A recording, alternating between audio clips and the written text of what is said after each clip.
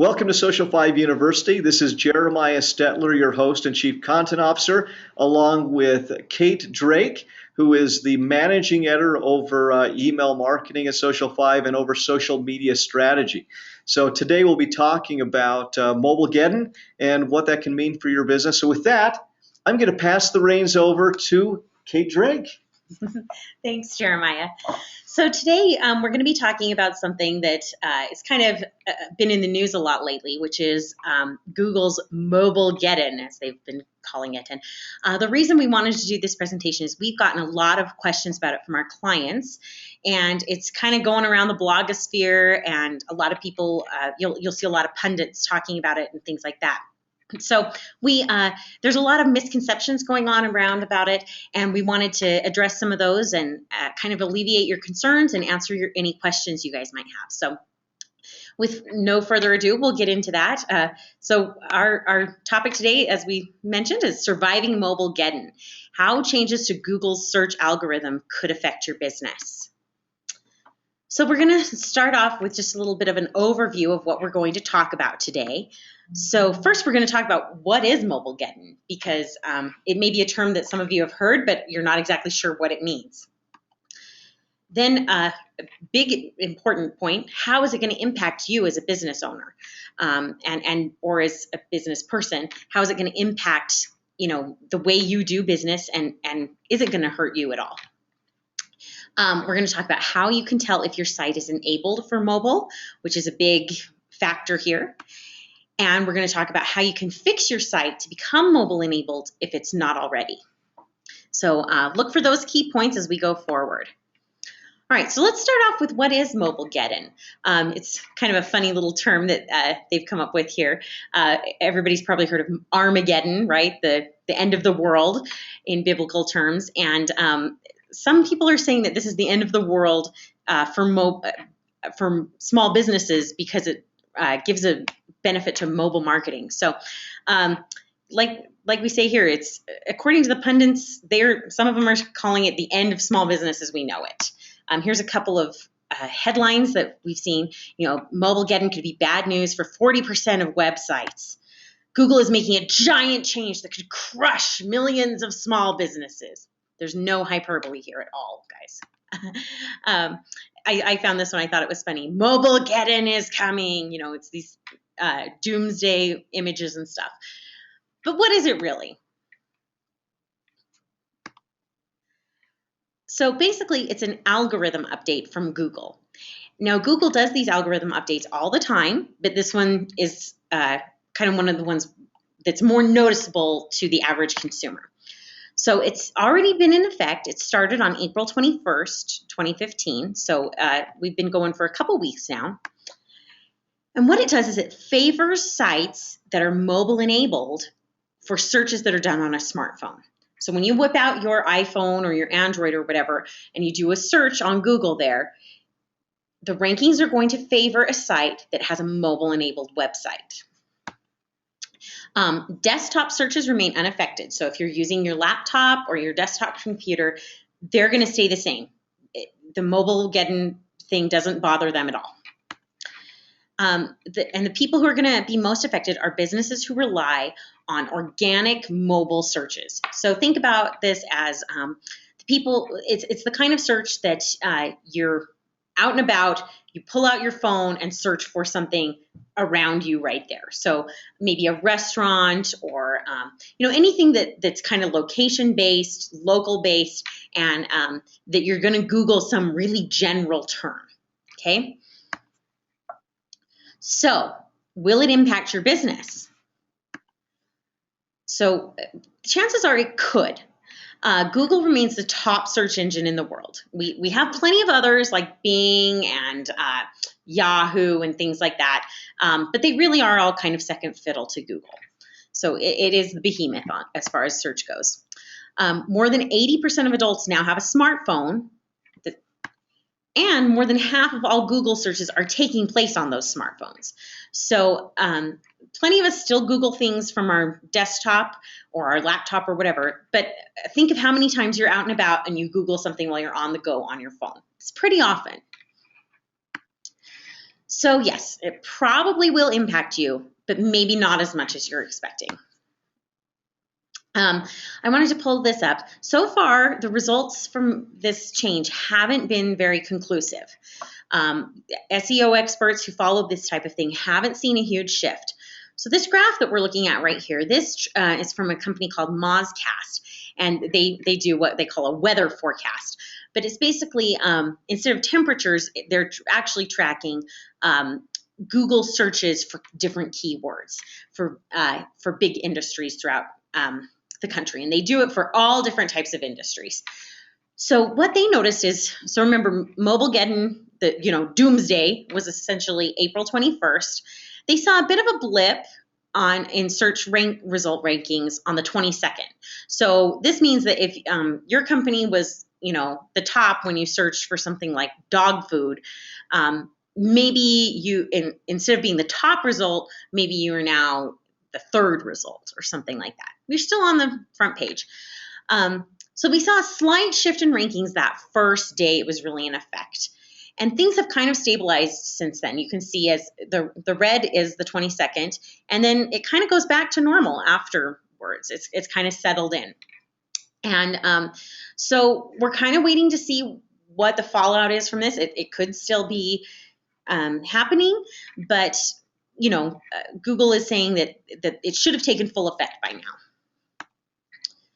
So what does that mean for all of us as business marketers, right? I want to take it a little old school here, and this was the best analogy I could come up with. Think of it as the yellow pages. Everybody remembers the yellow pages, right? When you had these lovely ads and listings that would come up. So think if we're thinking of this Google new mobile search as the yellow pages, a mobile-enabled site is like a large ad. It's like this ad here for iMasters that's got, a photo. It's got lots of big, bold print for the different phone numbers and everything. It's really eye-catching, and it's the first thing that you're going to see when you go to that page. A site that isn't mobile-friendly is like a regular listing. So it's one of these that's over on the left-hand side there that's a little bit smaller. It's got the phone number, still the address and the name of your business or whatever, but it's a little harder to see. So your non-enabled mobile site is still there. It's not gone away from Google searching. It's just not going to be what you see first if you're searching on a mobile device. So people can still find you. It just might take, you might not be on the front page of the search results. Instead of, you might be on the second or third page, or you maybe aren't the top result, maybe you're further down. So with that in mind, a big question here then arises, what is mobile-friendly design, and how do I know if my web page is mobile-friendly, right? So I wanted to show you an example here. This is an example I found from Domino's Pizza. They're a really big company, big national chain, right? So on the left, you can see their mobile website, and on the right is their standard website. So what are the differences here? Obviously, they look different, but really when it comes down to it, what is the meat behind that and what makes it that way? So on the mobile site, it's text that is large enough that you can see it without zooming or scrolling.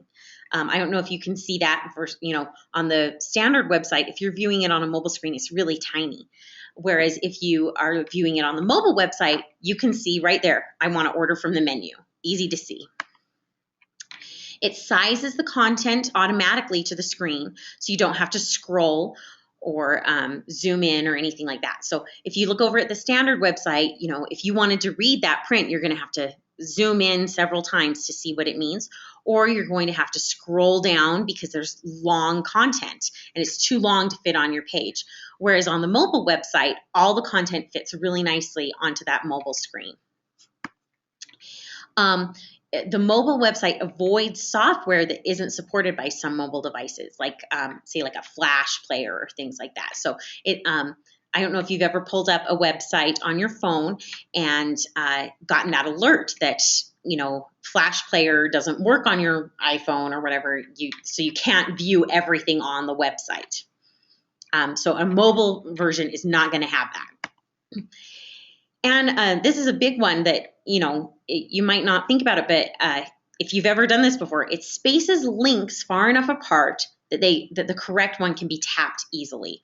I don't know if you've ever tried that, where you're going on a website or something and you're trying to hit the right button, and it's so close together that, even if you don't have fat fingers, you hit the wrong one. And it's so frustrating.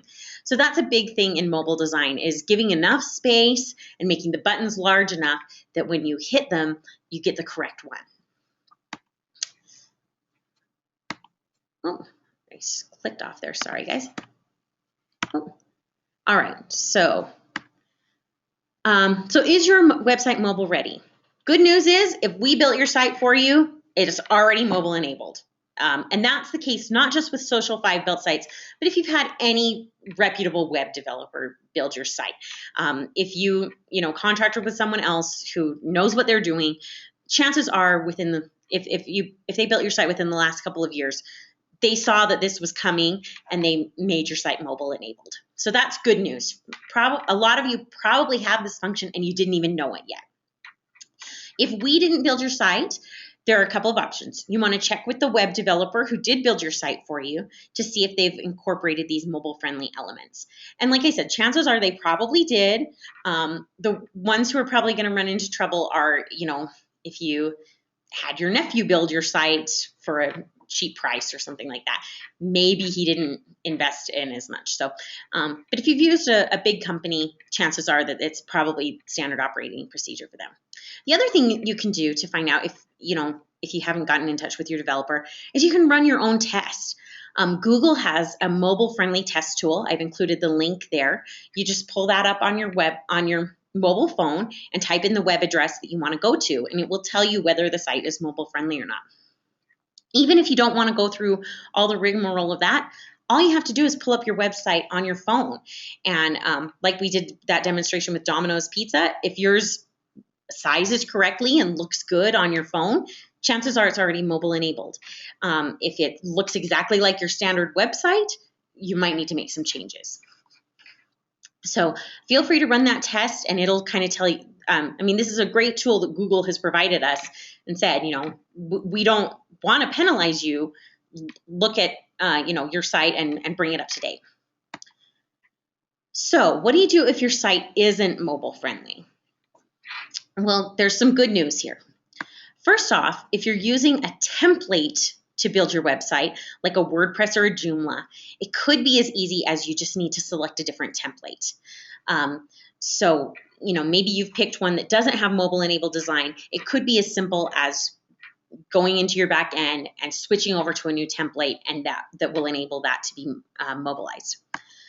A good rule of thumb, though, is that the more customized your site is, the harder it is to make it mobile friendly. So if you've run, template only, no customizations, it's going to be pretty easy to switch it over. But if you've made quite a few tweaks, you might have to do a little more tweaking behind the scenes there. If your site isn't mobile friendly, there's some other options. One thing that you could do is you don't need to tear up and start again, right? So say you have a site that is only desktop friendly. Well, what you can do instead of tearing apart the whole site is you can have a developer build you a separate mobile site that can coexist nicely with your main site.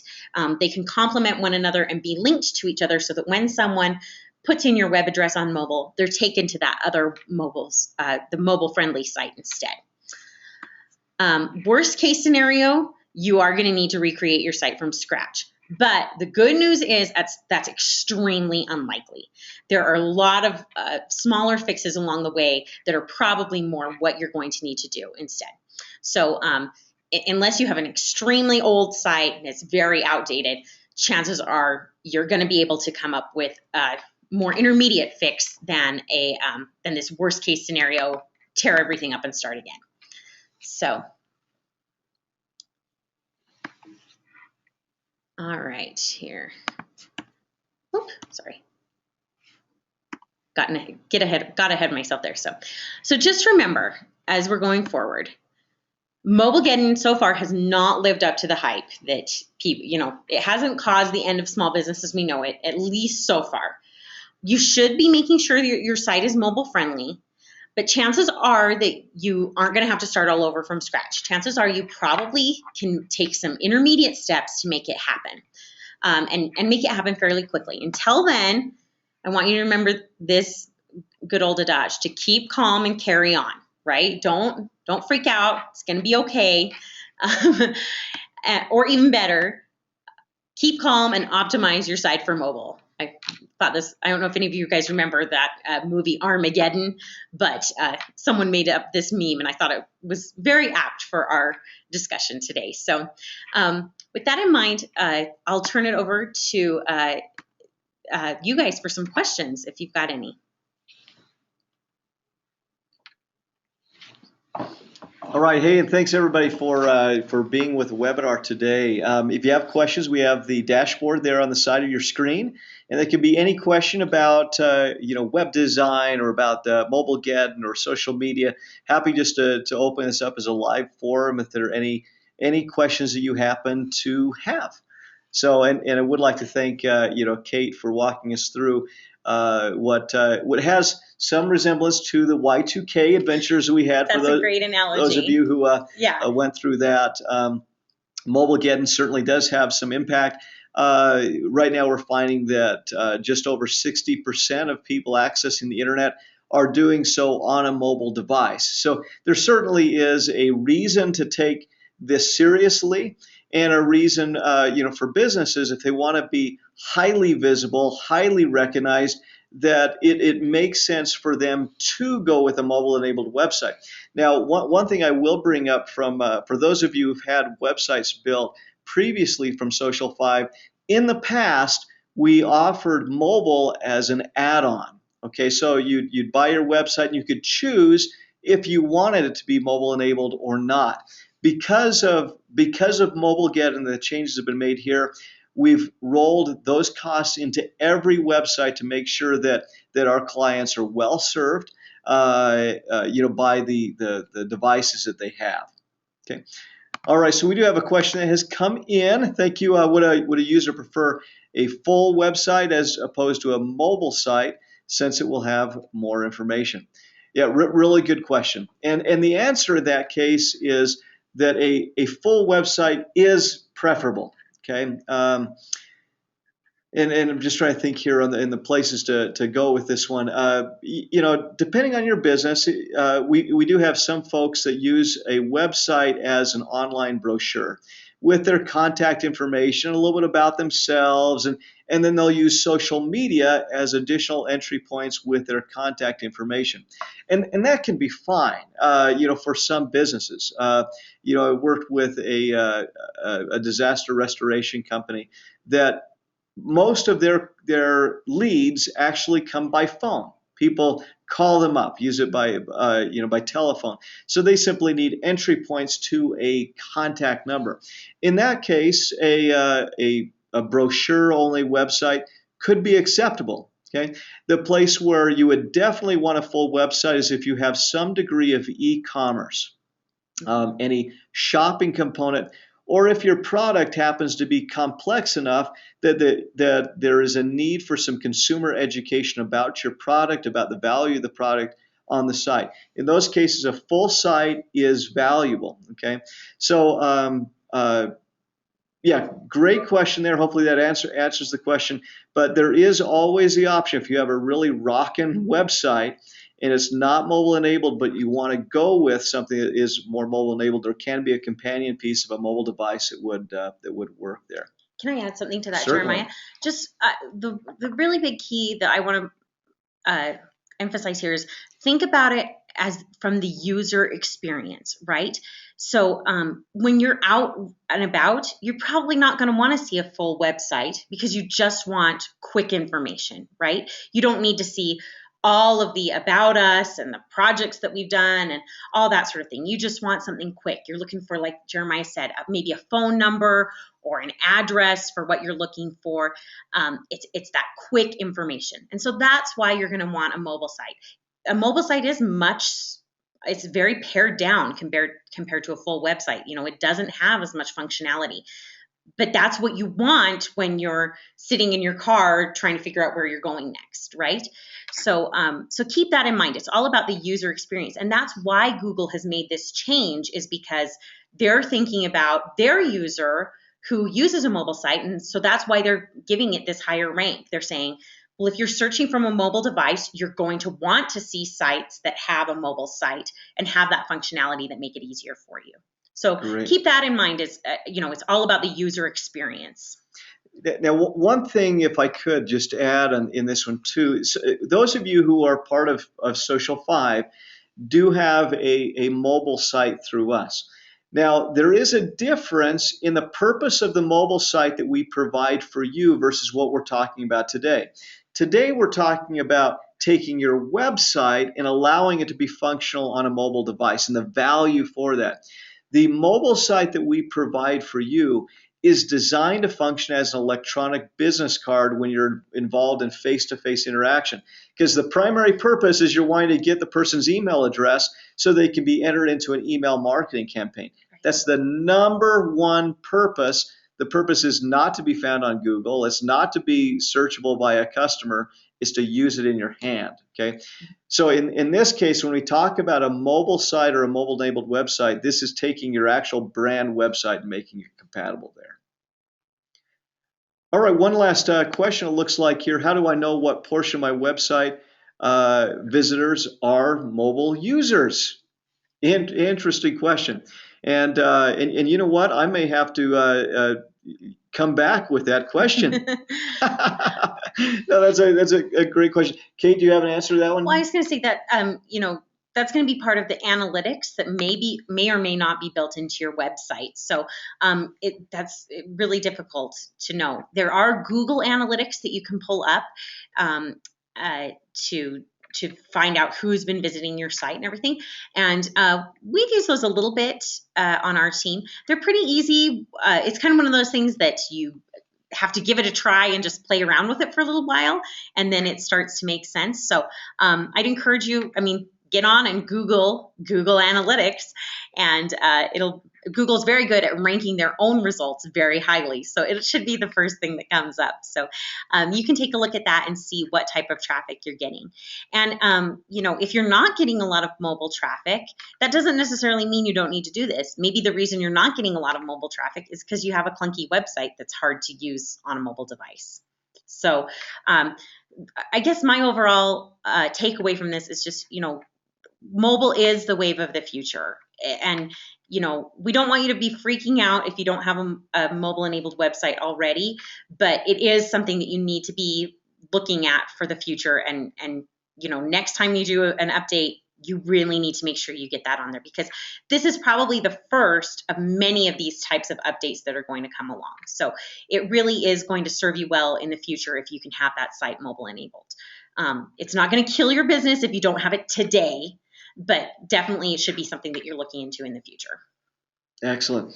Kate, thanks for being with us today. And just for clarification too, from our phone a friend service that's supporting us behind the scenes, that Google Analytics will indeed provide a breakdown of mobile versus desktop access. So you can access that, and chances are with any website that has been created, that there is a Google Analytics portion that has been implemented on that site already.